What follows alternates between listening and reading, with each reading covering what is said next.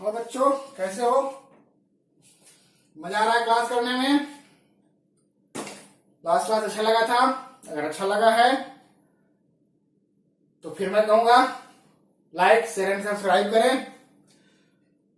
तो आप लोग मुझे कहां देख पा रहे हैं? सार्थ एकेडमी वाले चैनल पे। और चैनल का नाम क्या मैंने बताया? सार्थ एकेडमी। तो ज्यादा से ज्यादा आप लोग क्या करें, इसको लाइक शेयर सब्सक्राइब करें। नेक्स्ट टॉपिक बच्चे मैं बताया था आपको कि स्केलर एंड वेक्टर क्वांटिटी की बात करेंगे। स्केलर क्वांटिटी को अगर हम लोग देखें, स्केलर क्वांटिटी इसका हिंदी नाम हम लोग क्या कहते हैं? अदिश राशि। इसी तरह वेक्टर की बात करें अगर, वेक्टर क्वांटिटी इसको बोलते हैं बच्चे सदिश राशि। अब देखो यहां आपसे ये ज्यादा नहीं पूछेगा कि सदिश राशि क्या होता है, अदिश राशि क्या होता है, कोई आपसे पूछने नहीं जा रहा है। आपसे पूछेगा सिर्फ तो क्या पूछेगा, इसमें से गिवन एग्जांपल दिए रहेंगे उसमें कौन सा सदिश है एंड कौन सा अदिश है। आपसे क्वेश्चन यही पूछा जाता है, ठीक है। अगर किसी को ज्यादा नॉलेज हो इसके लॉ के बारे में तो लॉ आपसे नहीं पूछेगा, पैरेललोग्राम लॉ नहीं पूछेगा, वेक्टर का एडिशन सब्सट्रैक्शन नहीं पूछेगा, तो वहां नहीं जाना है। सिर्फ यहाँ से एग्जाम्पल पूछे जाएंगे आपसे, ठीक है। तो मैं बार बार कह रहा हूं कि जो मैं बता रहा हूं उसी पे ध्यान देना, ज्यादा पढ़ने की मास्टरी मत हासिल करने लगना। तो देखो स्केलर क्वांटिटी, स्केलर क्वांटिटी क्या होंगे? एक मिनट बच्चे, एक मिनट होल्ड करोगे? ओके। स्केलर क्वांटिटी अदिश राशि। देखो किसी भी फिजिकल क्वांटिटी को, फिजिकल क्वांटिटी है, भौतिक राशि है,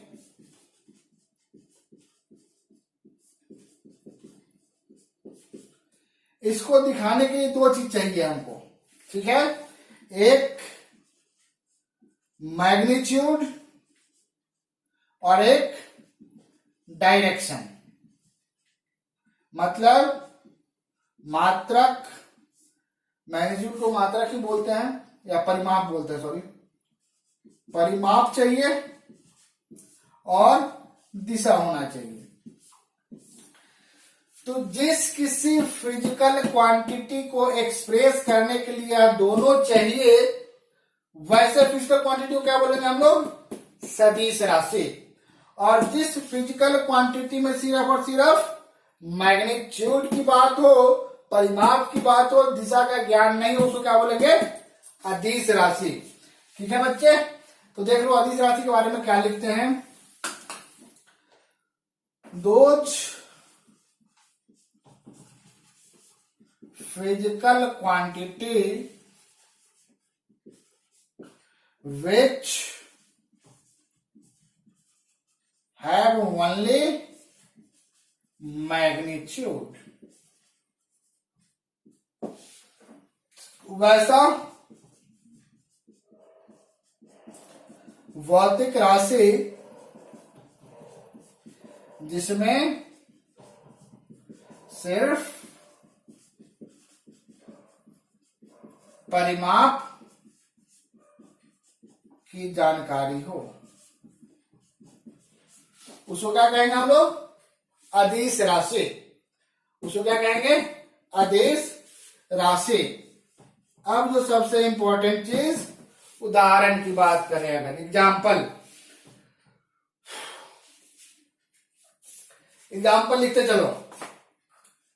लेंथ, लंबाई, डिस्टेंस दूरी, लेंथ, डिस्टेंस, टाइम, टाइम मतलब समय, समझ सकते हो। एरिया मतलब लेंथ, डिस्टेंस, टाइम, एरिया, मास या द्रव्यमान जिसको बोलते हो, मास, द्रव्यमान, वॉल्यूम, वॉल्यूम क्या लिखते हैं हम लोग? आयतन, और ऊपर लिखता हूं मैं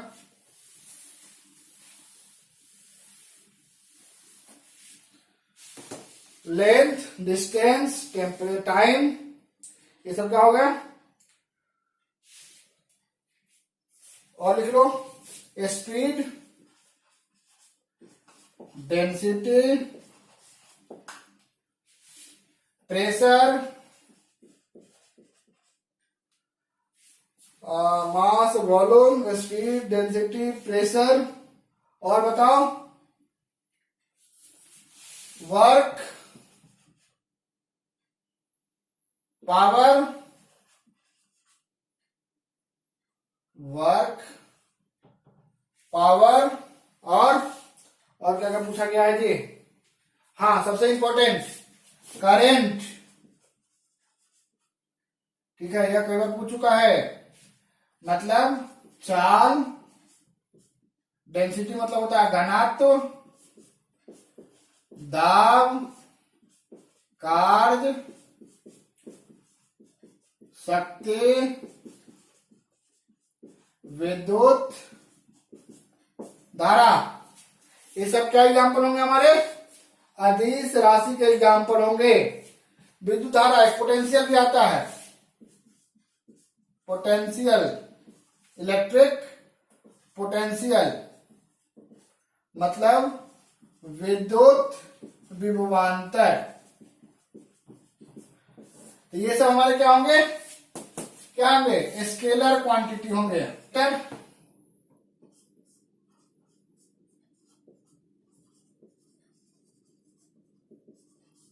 क्वांटिटी, इसको क्या बोलेंगे, सदिश राशि।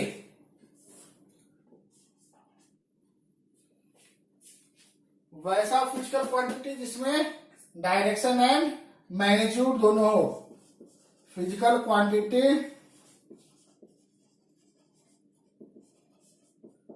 Has both magnitude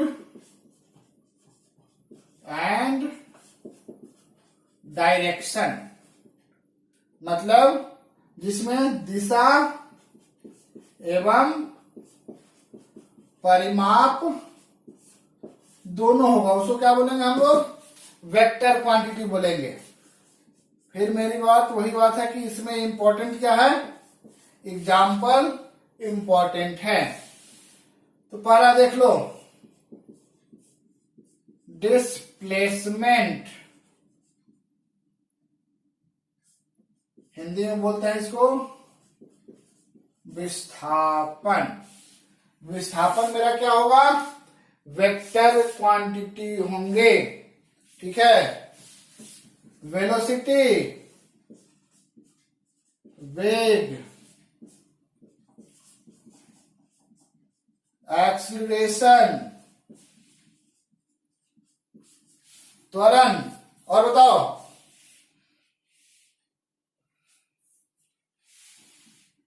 momentum,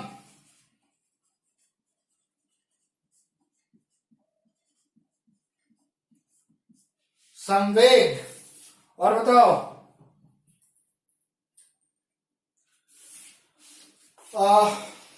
wait, भार,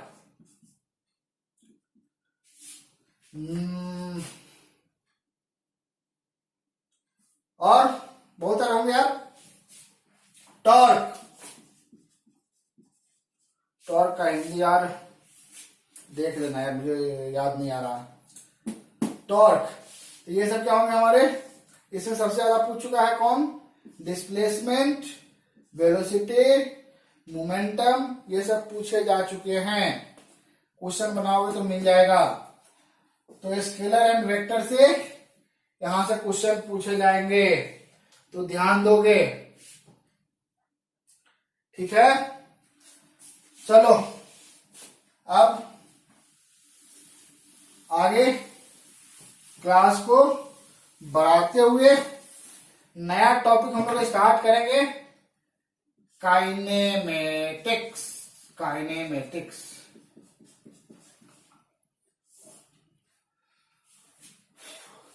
काइनेमेटिक्स का मतलब होता है जो मोशन में हो, जिसमें गति होगा। तो बच्चों यहां सबसे फर्स्ट जो हम लोग डिस्क्राइब कर रहे हैं, काफी थोड़ा बड़ा चैप्टर है, तो एक क्लास में कंप्लीट नहीं हो पाएगा बच्चों, थोड़ा सा लंबा जाएगा, ये 2 क्लास का होगा ये। तो आज देखते हैं जहां तक हो पाता है। सबसे पहले हम लोग यहां पे देखते हैं, चलो डिस्टेंस, दूरी। देखो दूरी क्या है, मान लो या भाई साहब कोई इंसान है जो पहले ए पॉइंट पे खड़ा थे, ए पॉइंट से गए हैं ये पी तक, पी से गए हैं क्यू तक, क्यू से गए हैं ये आर तक, आर से गए हैं एस तक, और एस से आए हैं ये बी तक। मान लो 5 मीटर इधर चलाइए, 5 मीटर इधर गया, 4 मीटर, 8 मीटर, 8 मीटर। तो यह बंदा ए से चलना शुरू किया भाया P Q R S and finally पहुंचा बी तक। तो अगर इसका डिस्टेंस हम फाइंड आउट करना चाहें तो इसका डिस्टेंस क्या लिखोगे बाबू, A to P plus P to Q plus Q to R plus R to S plus S to B. मतलब 5 plus 5 plus 4 plus 8 plus 8, 10 4 14 8, 22 8 30, 30 meter. मतलब कि यह इंसान यहां तक आने में जो सबसे मैक्सिमम डिस्टेंस में मैक्सिमम रास्ता जो सफर जो तय करा है उसको क्या बोलेंगे हम लोग, डिस्टेंस बोलते हैं। ठीक है, मेरी बात समझ में आई? डिस्टेंस किसको बोलेंगे, किसी इंसान के द्वारा, या इंसान भी हो सकता है, कोई ऑब्जेक्ट कुछ भी हो सकता है, किसी ऑब्जेक्ट के थ्रू मैक्सिमम जो क्या कहेंगे रास्ता सफर जो तय किया है, दैट इज कॉल्ड डिस्टेंस कहेंगे। ठीक है, चलो बना लो फोटो, फिर मैं बताता हूं।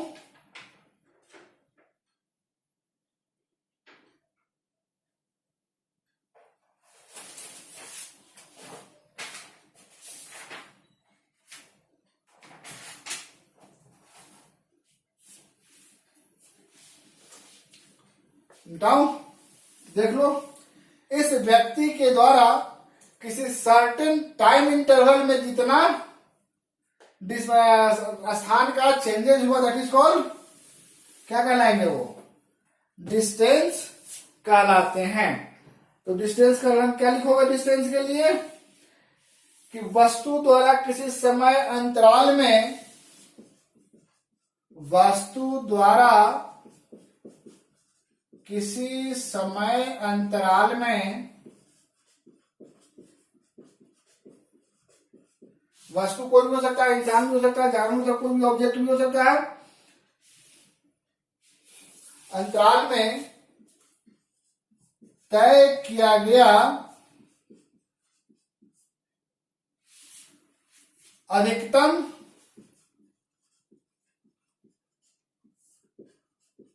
मार्ग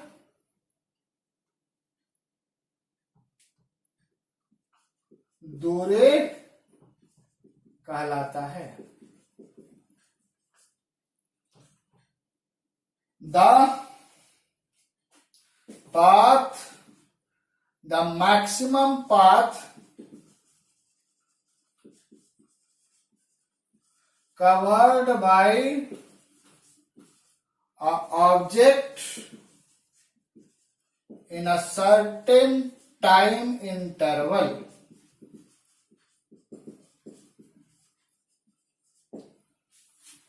क्या कहलाएगा वो, कॉल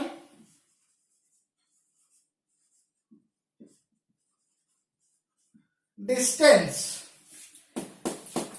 किसी वस्तु द्वारा मैक्सिमम तय किया गया जो मार्ग होगा वही क्या कहलाएगा, दूरी कहलाएगा। ठीक है, इसका SI यूनिट मीटर होगा। ठीक है, चलो नेक्स्ट आ जाओ। डिस्प्लेसमेंट,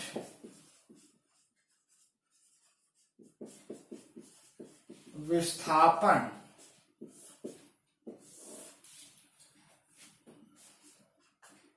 शॉर्टेस्ट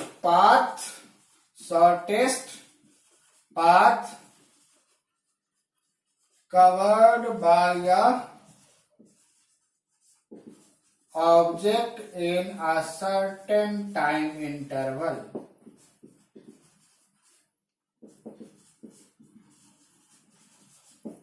उसको क्या कहेंगे? डिस्प्लेसमेंट कहेंगे। मतलब किसी नियत समय अंतराल में न्यूनतम तय की गई दूरी किसी वस्तु के द्वारा विस्थापन कहलाती है। अब देखो यार, बड़ा सीधा सा बात है, मैं इसको मिटाता हूं, एक बार समझ लो फिर से। मैंने क्या कहा था कि यह जो भाई साहब थे, ये यहां से चले थे ए से और फाइनली पहुंचा थे इन्होंने बी तक। P Q R S और फाइनली बी तक आए थे। तो अब इनका मर्जी है भैया, यहां से घूम के यहां तक आए, कोई दिक्कत नहीं है, कौन रोक रहा है, रोकने वाला है इनको। आजाद भारत में रहते हैं भैया, जहां मन है वहां जाएंगे। बट एक समझदार इंसान जिसको बी तक आना है तो वह क्या करे, सीधा यहां से यहां को जाएगा। तो सबसे शॉर्टेस्ट पाथ या सबसे शॉर्टेस्ट डिस्टेंस क्या होगा? ए से बी तक जाने के लिए यही रास्ता होगा। तो एक चीज देखो, यहां से यहां जाने के लिए हमको डायरेक्शन भी फिक्स चाहिए कि अगर मैं इस डायरेक्शन में ही जाऊंगा तब मैं सबसे कम समय में या सबसे कम दूरी तय करूंगा मैं। इसका मतलब है कि यह हमारा क्या हो जाएगा, डिस्प्लेसमेंट, और यह हमारा क्या हो जाएगा, डिस्टेंस। तो मैक्सिमम दूरी ये हो गया और मिनिमम दूरी यह हो गया। जैसे डिवाइडर देखते हो आप लोग ज्योमेट्री बॉक्स में, इस तरह का। तो यहां से अगर ऐसे आ रहे हो तो डिस्टेंस, और यहां से डायरेक्ट ऐसे जा रहे हो तो डिस्प्लेसमेंट। डिस्टेंस के लिए डायरेक्शन कोई जरूरी नहीं है। इसका मतलब है कि डिस्टेंस मेरा क्या था, मैंने पहले लिखाया था, स्केलर क्वांटिटी, और डिस्प्लेसमेंट देखो मैंने लिखा है किसमें, वेक्टर क्वांटिटी में। क्यों? क्योंकि किसी शॉर्टेस्ट पाथ के लिए क्या होना चाहिए, डायरेक्शन मेरा फिक्स्ड होगा। डायरेक्शन भी मिल गया और कुछ ना कुछ सर्टेन डिस्टेंस भी होगा, मतलब मैग्नीट्यूड भी मिल गया। तो जैसे कह सकते हो मैग्नीट्यूड और डायरेक्शन क्या मतलब, कि मान लो ए से इसको बी तक जाना है तो कह सकते हो 10 मीटर इन नॉर्थ, जहां खड़ा है ये वहां से नॉर्थ, या 10 मीटर इन ईस्ट, या 10 मीटर इन साउथ, जहां कहीं जाना हो। मतलब क्या, 10 मीटर नॉर्थ की डायरेक्शन में चलेगा तब यहां पहुंचेगा, या 10 मीटर ईस्ट की डायरेक्शन में चलेगा तब यहां पहुंचेगा। इसका मतलब है कि इसके लिए डायरेक्शन भी फिक्स है और मैग्नीट्यूड भी फिक्स है, इसलिए क्या होगा, वेक्टर क्वांटिटी होगा। मेरी बात समझ में आ गई? डिस्टेंस और डिस्प्लेसमेंट में अंतर समझ में आ गया? तो एक चीज देख लो यार, क्वेश्चन पूछता है कई बार कि डिस्टेंस और डिस्प्लेसमेंट। तो डिस्प्लेसमेंट मैक्सिमम क्या हो सकता है, डिस्टेंस के बराबर हो सकता है या उसके बराबर हो सकता है, लेकिन डिस्टेंस से बड़ा कभी नहीं होगा। तो distance is always greater and equal to displacement, इसको याद रखोगे यार। डिस्टेंस हमेशा या तो डिस्प्लेसमेंट से बड़ा होगा या बराबर होगा, या उल्टा कह लो डिस्प्लेसमेंट हमेशा डिस्टेंस से छोटा होगा या उसके बराबर होंगे। ठीक है, तो डिस्टेंस एंड डिस्प्लेसमेंट का अंतर पता चल गया। चलो गुड, अब आ जाओ स्पीड, चाल। कहोगे यार सर अभी सब तो आता ही है मुझे, तो बच्चे बहुत ऐसे भी होंगे जो 10th पढ़ने के बाद शायद सोचा होगा उन्होंने तो कभी मुझे पढ़ना ही नहीं है, तो भूली बिसरी कहानी की तरह इसको छोड़ दिया होगा। तो उन लोगों के लिए कम से कम बताना पड़ता है यार, नहीं तो करके तुम लोग भी कंप्लेन करेंगे यार पढ़ाते हो केवल उसी को जिसको सब चीज पता है, हम लोग के लिए क्या। तो चलो उन बच्चों के लिए भी बताना जरूरी है। ठीक है, स्पीड देखो, चाल की बात करें तो चाल का हम देखें तो हम लोग क्या लिख सकते हैं, चाल के बारे में स्पीड को हम लोग 20 से डिनोट करेंगे, बराबर डिस्टेंस अपॉन टाइम। पहले भी लिखा था मैंने जब यूनिट डायमेंशन पढ़ा रहा था लास्ट क्लास में, वहां बताया था।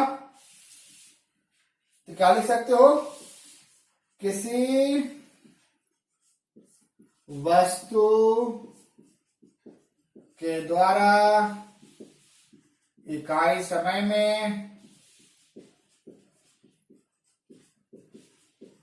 तय की गई दूरी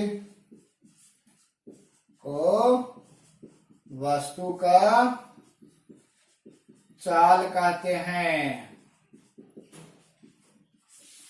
ठीक है, the distance travelled by a body in unit time is called speed। ठीक है, मान लो कहता है कि कोई इंसान या कोई रेलगाड़ी, कोई ट्रेन है जो 360 मीटर का दूरी तय करता है, डिस्टेंस ट्रेवल करता है कितने देर में, मान लो 10 मिनट्स में। तो इसका स्पीड बताओ। तो स्पीड और क्या लिखा हमने, डिस्टेंस अपॉन टाइम। तो डिस्टेंस क्या हो गया बच्चे, 360, ये क्या है मिनट है, तो मिनट को सेकेंड में बदल दो,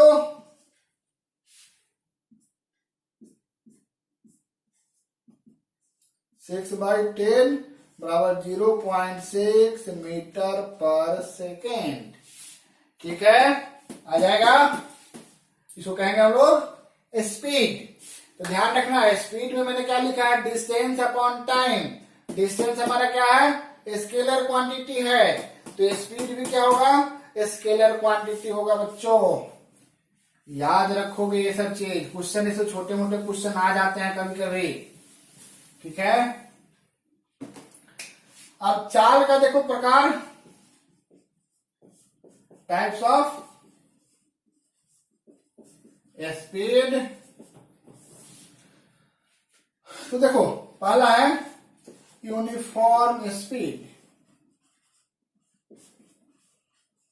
एक समान चाल। मतलब कि अगर देखो ध्यान समझ लो इसको, यूनिफॉर्म स्पीड क्या किसको कहेंगे, मान लो कि कोई ऑब्जेक्ट यहां से चलना शुरू करता है, यहां से यहां तक मान लो 100 मीटर है। ठीक है, यहां से यहां तक 100 मीटर है, और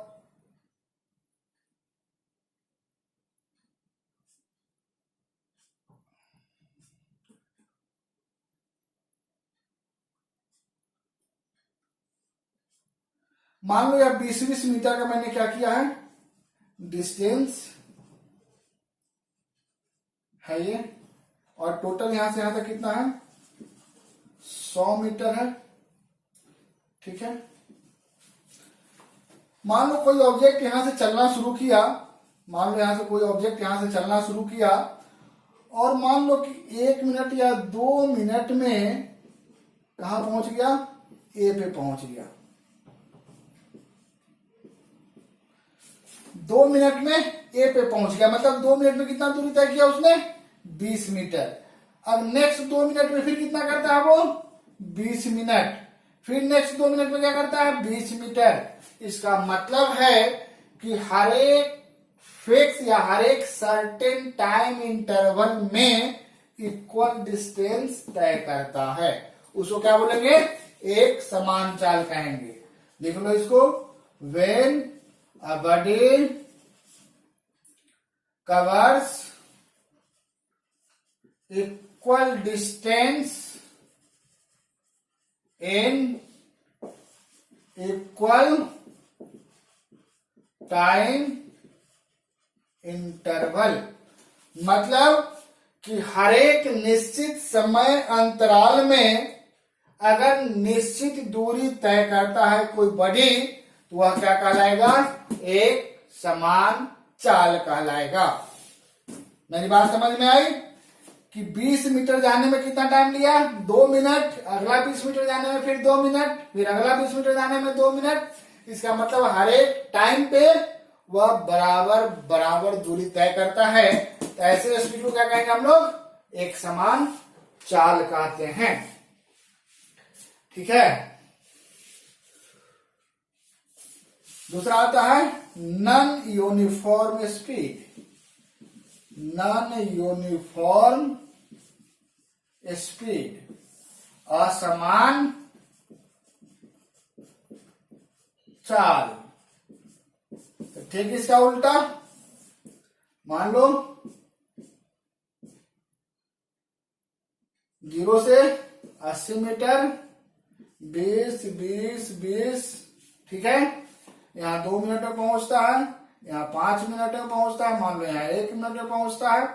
मतलब क्या है कि हर एक टाइम इंटरवल में डिस्टेंस बदल जा रहा है, या हर एक डिस्टेंस के लिए अलग अलग टाइम या लेता है। उसको क्या कहेंगे हम लोग, नॉन यूनिफॉर्म स्पीड कहेंगे। मतलब वस्तु नियत समय अंतराल में अलग अलग दूरी तय करता है, उसको क्या कहेंगे, नॉन यूनिफॉर्म स्पीड कहेंगे। ठीक है, क्लियर है। चलो लास्ट एक देख लो, औसत चाल।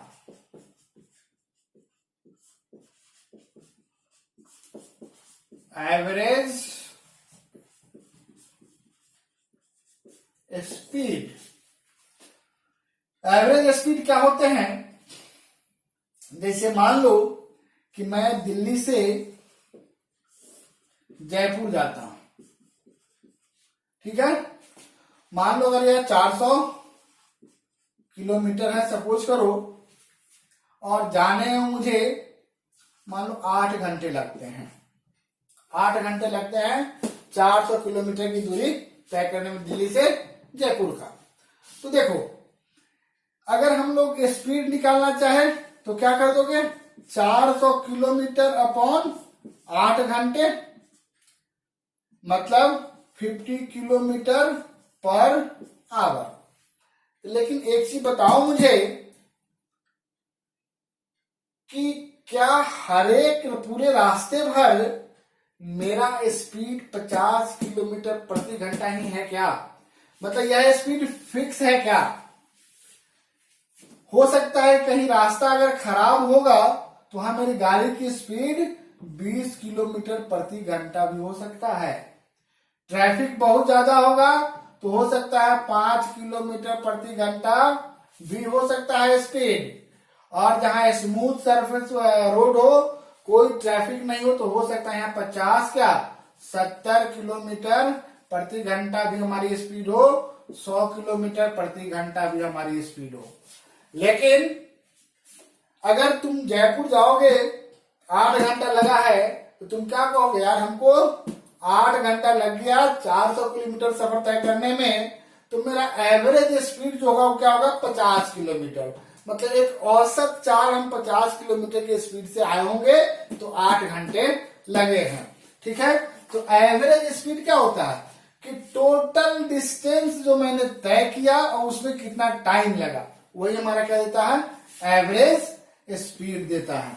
तो एवरेज स्पीड निकालने के लिए क्या लिखते हैं हम लोग, एवरेज स्पीड बराबर total distance covered upon total time taken. Hindi वालों देख लो यार, औसत चाल बराबर कुल तय की गई दूरी और कुल लगा समय। इसी को क्या कहेंगे हम लोग, औसत चाल। इसका एसआई यूनिट भी क्या होगा बच्चे, मीटर पर सेकेंड। ठीक है, तो यह क्या हो गया, औसत चाल and instantaneous sorry uniform speed and non uniform speed. Next class में हम लोग स्टार्ट करेंगे वेलोसिटी, तो थोड़ा बहुत पढ़ के आओगे नेक्स्ट क्लास के लिए। थैंक यू, मस्त रहिए, खुश रहिए, आबाद रहिए, पढ़ते रहिए, और कोई क्वेरी हो तो भेजते रहिए, और साथ साथ शेयर लाइक सब्सक्राइब करते रहिए। Thank you.